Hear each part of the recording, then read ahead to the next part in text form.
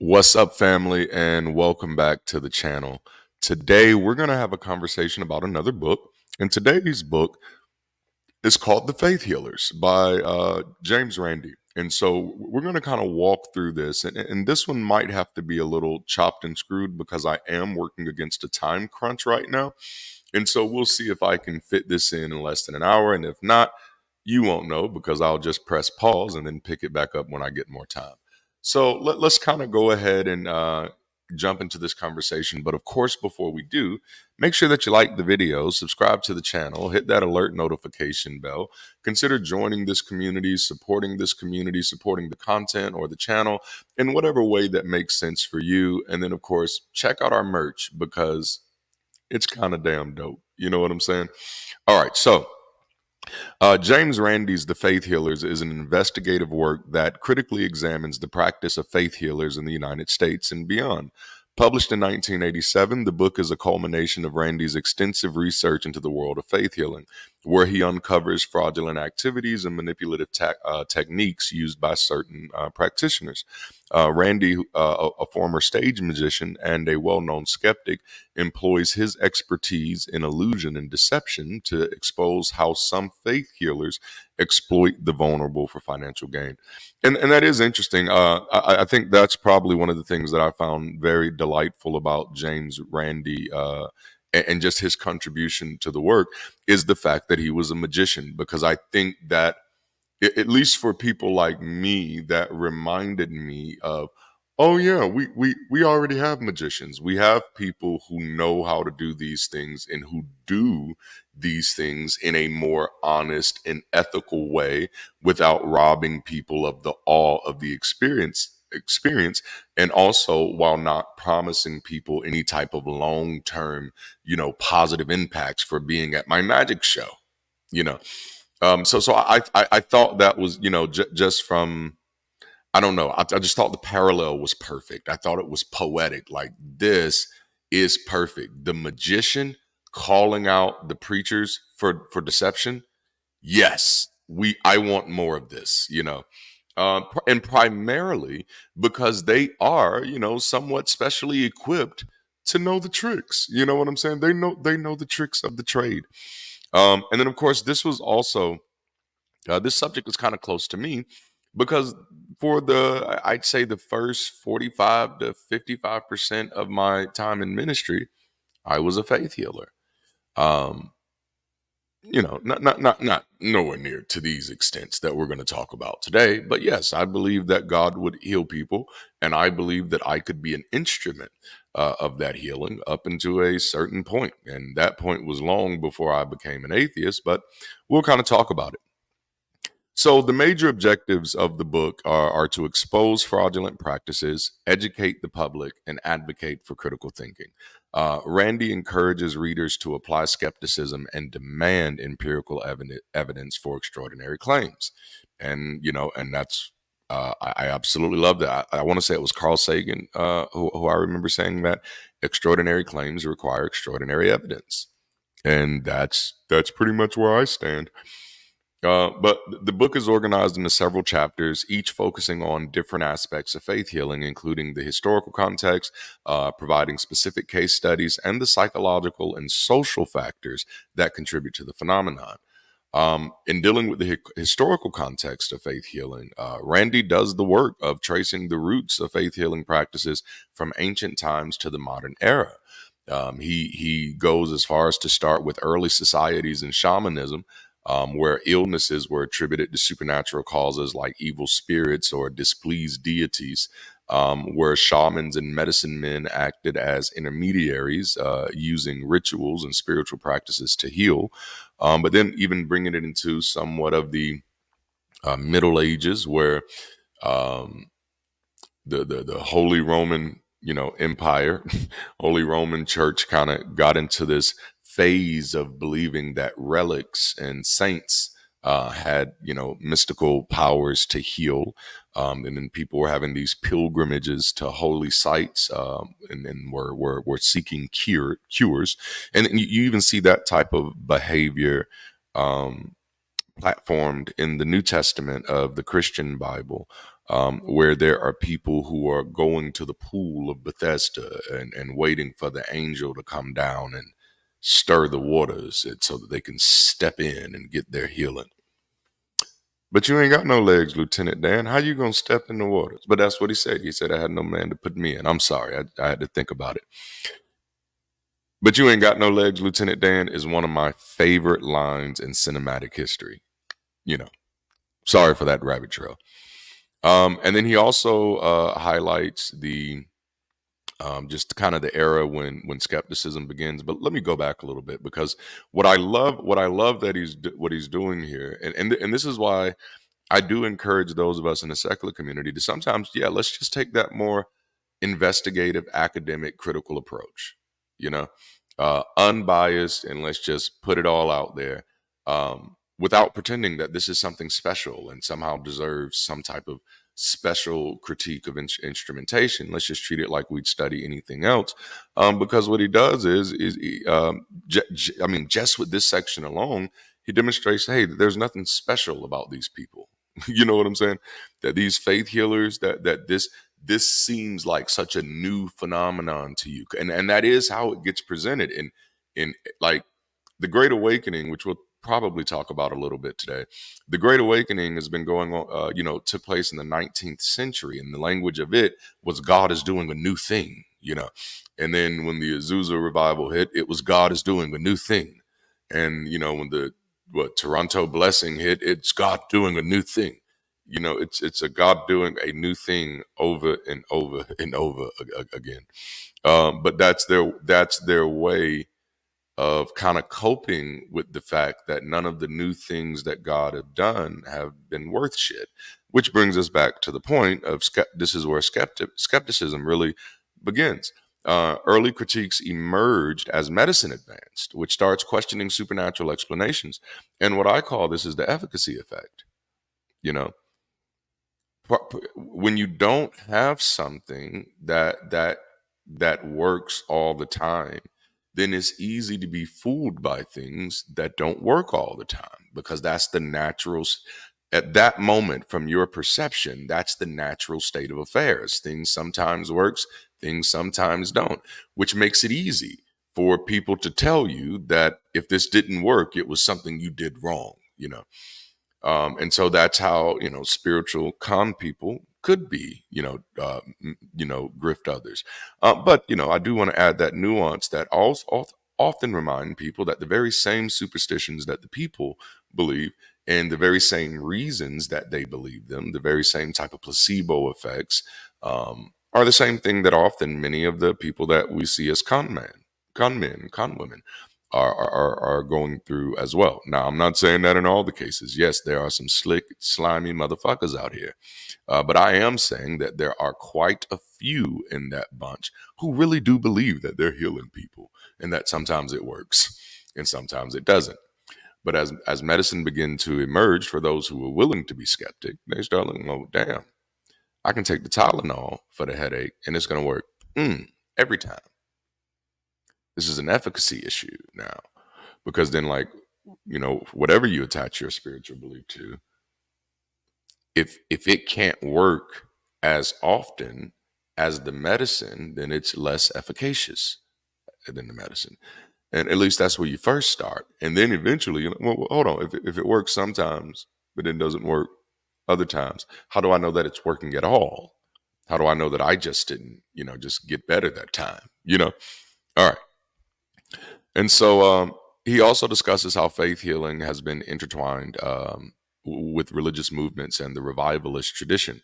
And I was definitely a revivalist. That's how I got into faith healing, is because I was the revivalist type. That's even coming into church. That's coming into Christianity.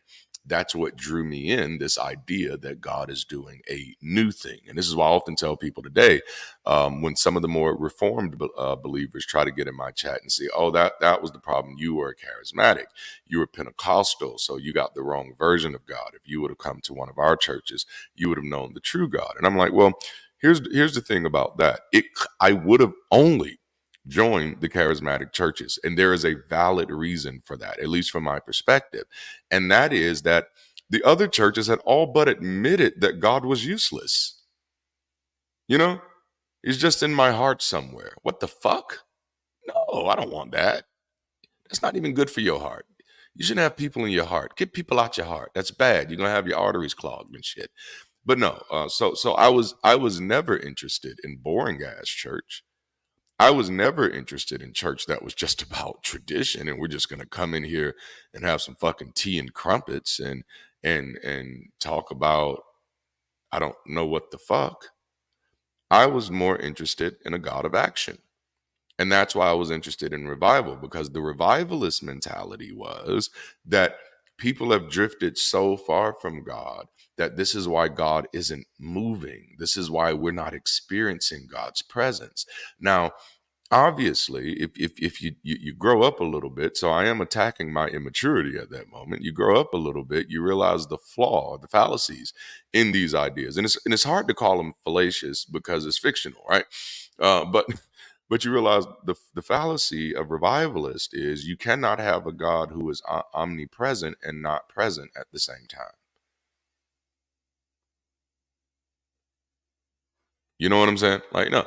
And so the thing, the revivalist view was we're here to usher God's presence back into this place to get God's approval so that we will have the miracles, the signs, and the wonders as the days of old.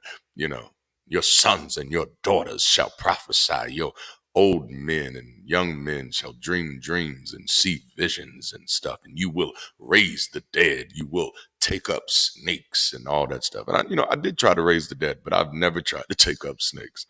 And that's funny because that even shows, like nigga, like you trying to raise the dead, the risk of something bad happening to you is not very high. So hey, you can try that, you know. But you trying to take up snakes, the risk to you is very high. So you don't try that. That's why you have more people who are laying hands on people than you have people actually trying to walk on water. It's very funny the miracles that pastors tend to love to reproduce. You don't see many pastors volunteering to put themselves in a lion's den. I'm just saying. But yeah, so you had the Great Awakenings in America, um, where basically these revivals emphasized personal faith and reported healings. Camp meetings featured impassioned sermons and healing testimonies. Um, and this level of faith healing, thankfully, is starting to die out. But I think it's because of people like Randy's work. And when I say die out, I don't mean it's like about to go away completely. I mean, you're not seeing a bunch of new names jump in that racket. You know what I'm saying? Like pretty much since the 19th centuries, it's been back to back to back to back to back. From your Smith Wigglesworth, your John G. Lakes, your what was the other one? Lester Sumralls, your A. Allens, your Jack Coe, your Amy Simple McPherson's, your Catherine Kuhlman's, Reinhard Bunke, Rodney Howard Brown, Christian Harfouche. Like it just goes on and on and on. But now, like the younger groups of Christians are less likely to go that direction. And I kind of think BET is to blame for that. Waking up in the middle of the night with people like Peter Popoff yelling at you, who just look like the devil incarnate to me, which is to be honest, that's insensitive. That man has no control of why his face looks like that. But those were my thoughts back then. Like this dude's face looks like the devil. Like when the bad guy in the mask put on the mask, Jim Carrey's the mask, his face was like all boned. It's the best way I can say it. Oh man, there's some euphemisms there. All right, let's keep rolling. But he also highlighted, which I don't know how much detail he went into this, but he highlighted the fact that the New Thought movement is heavily correlated with this. Um, talking about the link between mental states with physical health, advocates healing through positive thinking and faith.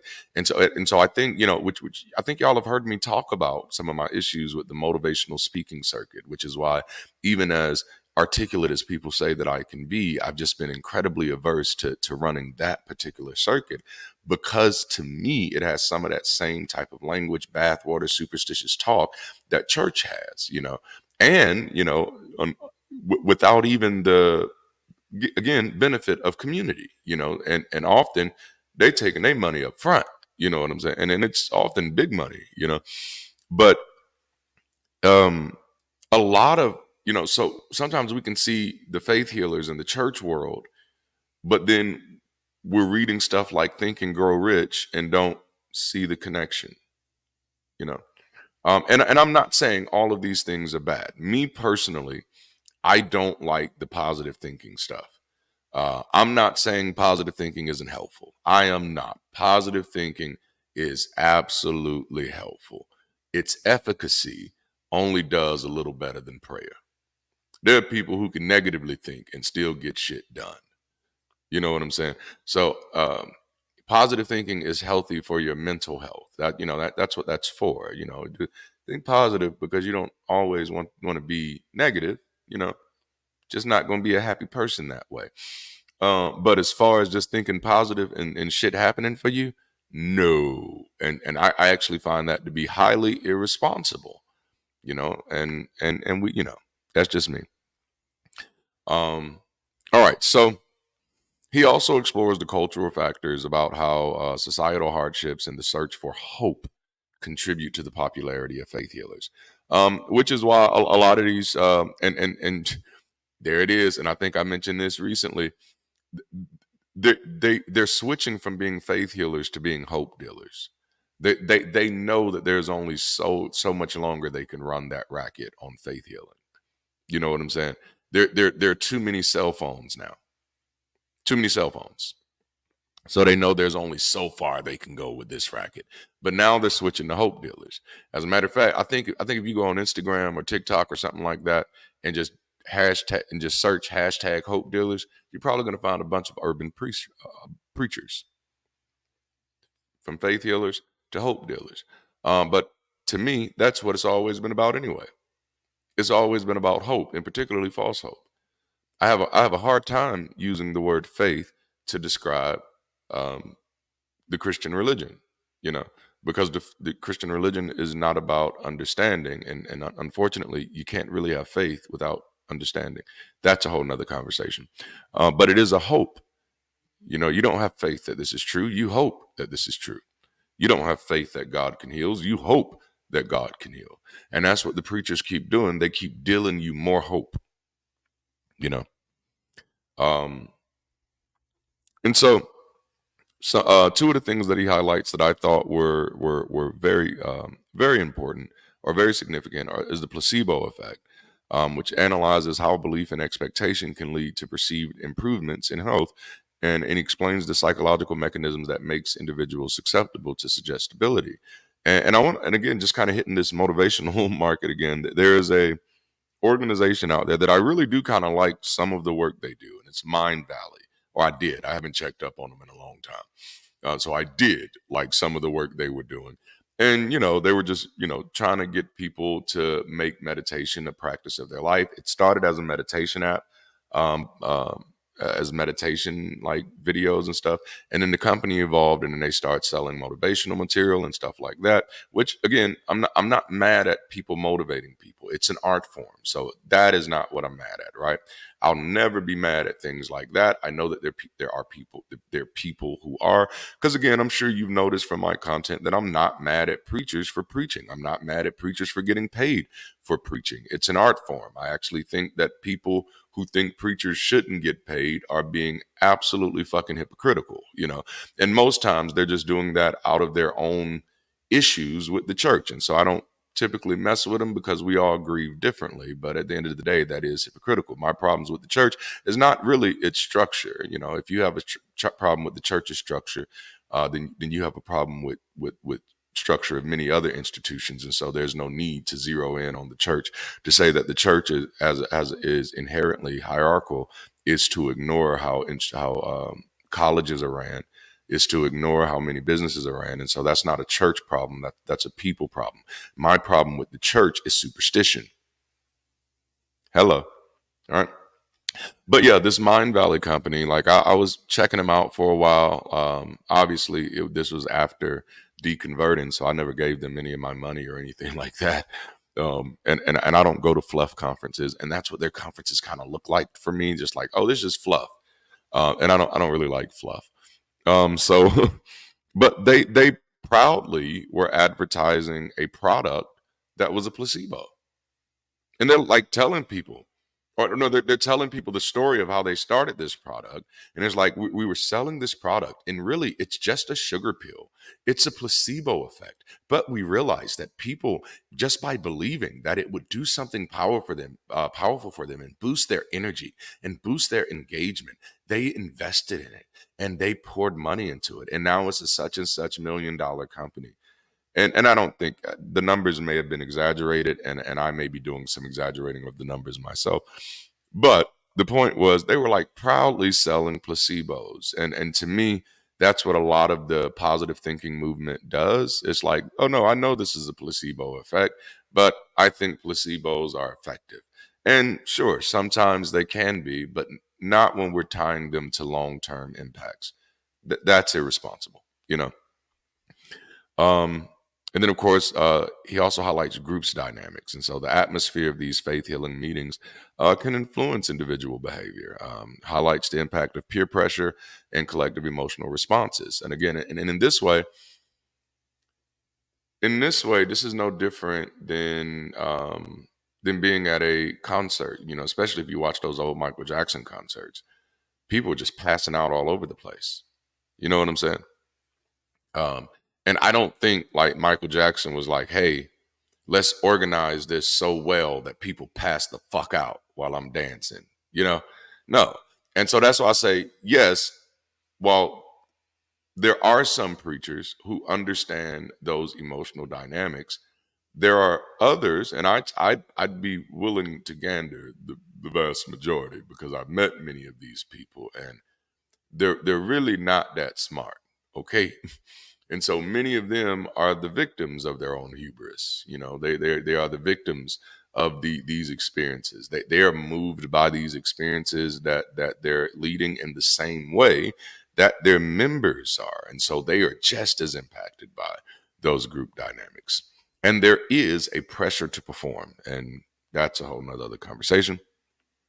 But Randy, he delves into detailed examinations of specific faith healers, using undercover operations, and one of my favorite is his takedown of Peter Popoff, and that one was one that I saw while I was still a pastor, and it was basically Peter Popoff used techniques called hot reading, which I had always had my suspicions, because the things that this man would claim were things that myself as a practitioner is like, no, I ain't never got it like that. Now, like I've never heard God give me a specific name. Is there a Kimberly Daniels out there? Lives at 3415 Elm Street? Ah, come on now. Like, oh my goodness. Like, if I could do that, I would damn sure be giving people lottery numbers. Yeah, let's crash the system. Let's crash the system, baby. Let's do this thing. Now, let me stop. Okay. Um, and then so yeah, the biggest thing that I wanted to take away before we get to our end, which man, we still got a bit to go. I wanted to talk about the difference between cold reading and hot reading, because I did cold reading. I didn't know that's what it was, but I did it, and so I want to talk about it. Cold reading is observation of, or some of the key characteristics are observation of physical cues. And so, looking at things like their clothing, their accessories, their grooming, and body language can provide clues about a person's age, lifestyle, occupation, and interest. Facial expressions, gestures, and reactions during the interaction help refine guesses. And so, just an easy one, you see someone poorly dressed, Clothes might be a little less kept up. Maybe the jeans are a little ashy. You know what I'm saying? They're faded. They've lost their color.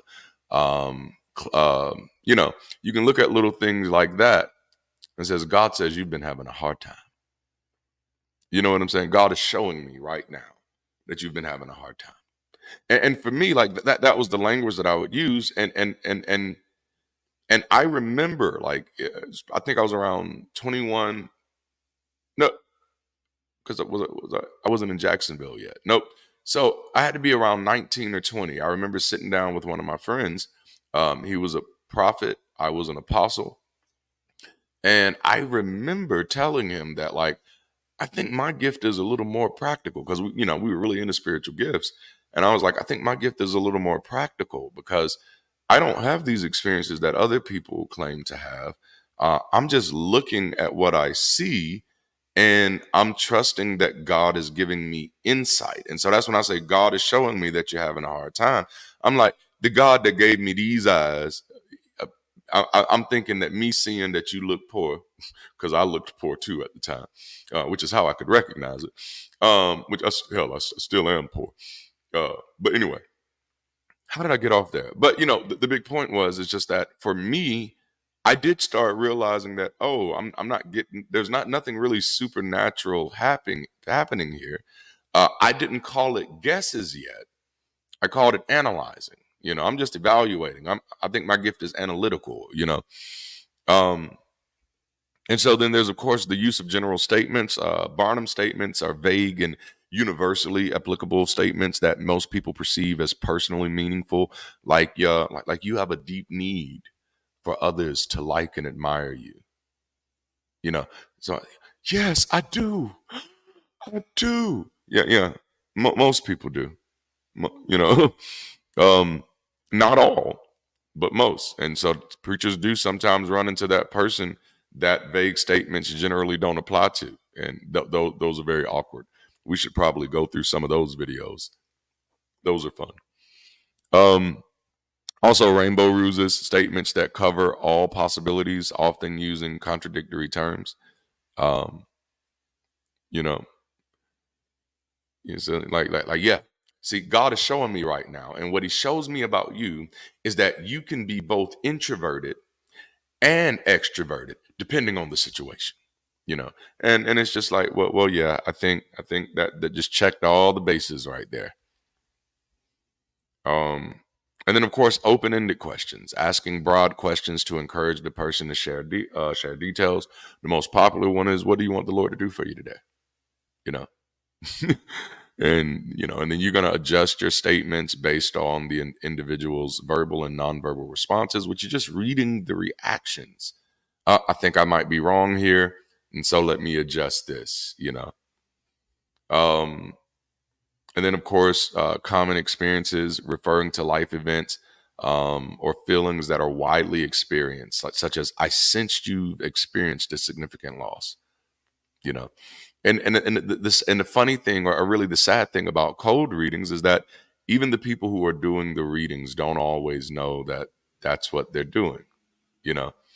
Um, and so it's funny. But hot readings, oh yeah, you're doing this one, and I've talked a little bit about this one. This one, some of the key characteristics are prior knowledge acquisition. People like Benny Hinn have been caught for this. Obviously, Peter Popoff has been caught for this. And that's gathering information from public records, social media, or personal networks, questionnaires and prayer cards, which a lot of pastors do, overhearing conversations before the interaction, which typically you're sending out your little whisperers, your little doves or whatever, to go out, sending your master of whisperers out before the event begins while everybody's just kind of congregating in the foyer, you know, and they're just walking around talking to people, getting information, and going right back, sending that information to the people who need it and the people who can get it. But there's also the use of hidden aids like technological devices, earpieces, and microphones to receive information from collaborators, which, again, this is what allows them to give that specific information that makes it seem like this is undeniably supernatural. There is no way this person could have known my first, middle, and last name. I didn't write it on anything, you know. And then it turns out that person did write it on something, but was just so caught up in the emotional furor of the moment. I don't even know if that's how you're supposed to say that, but caught up, in the emotional ruckamaroo of the moment that your people depend on recall way too much. Let's put it that way. And then of course there's always the use of the leveraging of people's emotions like hope, fear, and primarily desperation in the faith healers. And I was going to do a whole video on this one because desperation was a major part of the language. There were several times in my relationship with God where I didn't feel like I was desperate enough. And that's why I wasn't seeing the big miracles, that I needed to be more desperate like the people in Africa, because that's always what they said. They would always tell us that no, when I'm in Africa, God raises the dead, but it's because those folks are desperate for God. And it's just like, man, how patronizing and dehumanizing is that? You know. Um, Randy impacts or highlights the impacts of followers, including physical harm. He chronicles the instances where individuals forego their medical treatment due to resilience on faith healing. Um, Shares tragic stories of preventable deaths and deteriorating health conditions.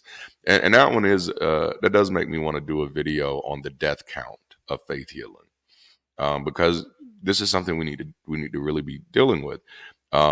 He also examines the significant financial contributions made by followers, often at great personal sacrifice, and discusses how the promises of blessings or healings are tied to monetary donations, which I do find to be absolutely disgusting.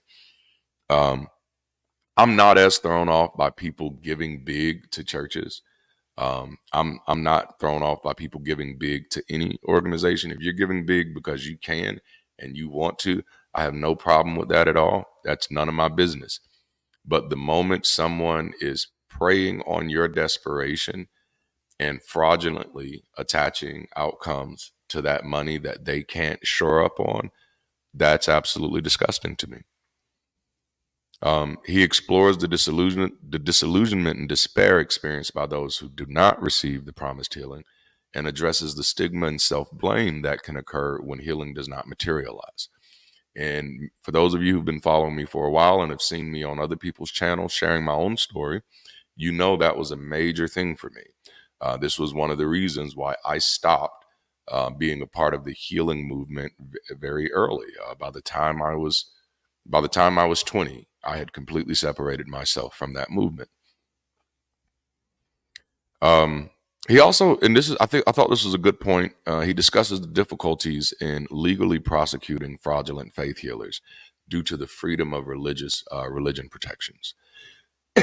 And I don't have much time to go into the full detail of that, but that is worthy of conversation, of how um, perhaps in a contemporary society we have to rethink what freedom of religion means, and we need to make sure that freedom of religion doesn't mean the freedom to harm, the freedom to fraudulently or to defraud others, you know.